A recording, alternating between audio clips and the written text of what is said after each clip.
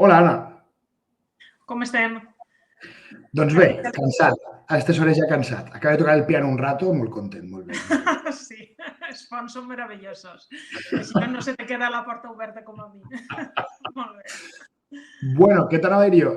Mira, havia pensat, ara que ja ha passat la pandèmia, ara que ja tornem a tindre una vida més o menys normalitzada, havia pensat en reactivar allò de l'Ateneu Democràtic de Carcaixent per a parlar amb gent interessant sobre temes del poble, sobre qüestions democràtiques, i perquè la paraula al final és una ferramenta molt interessant per a compartir idees. No sé què et sembla.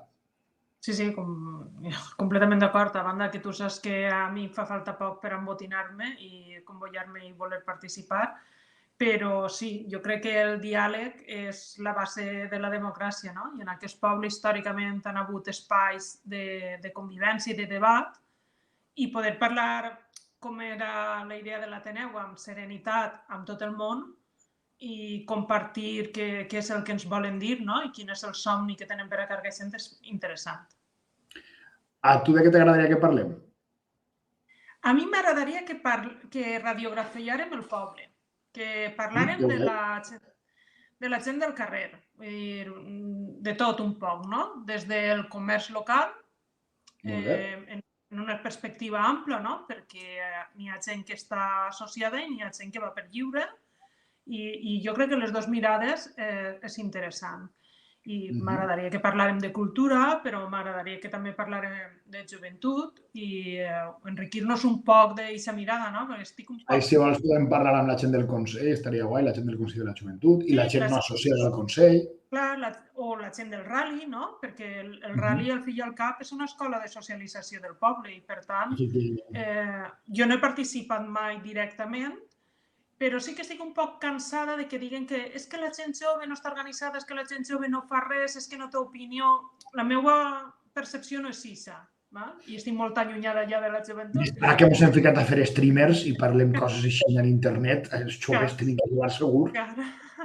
Però sí que m'agradaria escoltar què tenen a dir i que els agradaria que n'hi haguera en Carcaixent, no? I, bueno, crec que és interessant i m'agradaria també parlar de les feministes organitzades del poble o d'aquelles dones que fan activisme, però no a lo millor des d'una organització que podem adjetivar com a feminista, no? Des del moviment de les dones, siga quin siga. Un poc això, un poc pegar una mirada global, no? Perquè Carcaixent també ha tingut sempre molt de teixit associatiu, el món de l'esport, bueno, un poc el món de l'educació. A lo millor entrevistem a algú de Salem el Realenc, vete a saber, en algun moment. Bueno, clar, estaria... Pot ser interessant.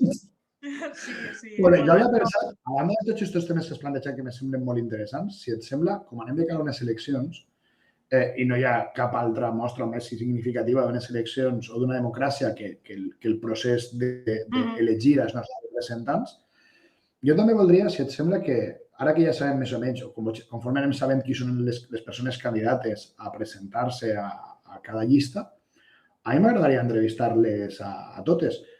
Bueno, a totes, a una concretament no l'entrevistarem. A una candidatura estic segur que no l'entrevistarem, perquè és poc democràtica, per tant, això no l'entrevistarem.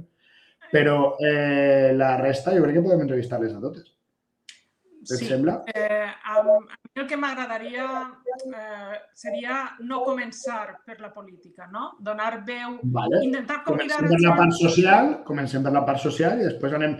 I què et sembla si anem alternant? Vull dir, fem una entrevista a actors socials del poble i comentem potser la jugada en qüestió política. Vull dir, anem alternant i així... Sent flexibles perquè, al fi i al cap, depenem també de l'agenda de la gent, no? I de que ens diguen que sí i de la teva agenda i la meva, que no són precisament senzilles, però si ens diuen que sí, doncs això, anar alternant uns i altres i parlar una estoneta relaxadament, no? Escoltar què ens tenen que dir. Me sembla molt interessant, i a més, en aquests temps de soroll, de crits, perquè a més, te dic una cosa, jo també defensar l'entrevistar a gent de la classe política és que crec que és totalment necessari. Vull dir, moltes vegades està molt denostada la política però jo també crec que tenim que posar en valor el sacrifici que suposa presentar-se a unes eleccions i exposar-te a la quantitat de crítica, de mal rotllo, de tal, que te pot trobar. Crec que també està bé posar en valor aquesta feina, que és una feina de representació democràtica, per tant, és important. Sí. Doncs jo crec que ho tenim més o menys apanyat. Si vols, anem anunciant amb un temps d'antelació quan tinguem tancada l'agenda, ¿vale? Però jo crec que com a spoiler, este vídeo està bé.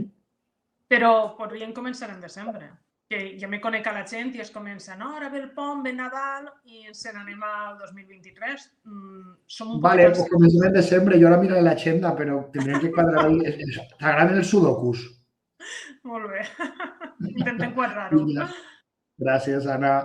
Molt bé, fins ara.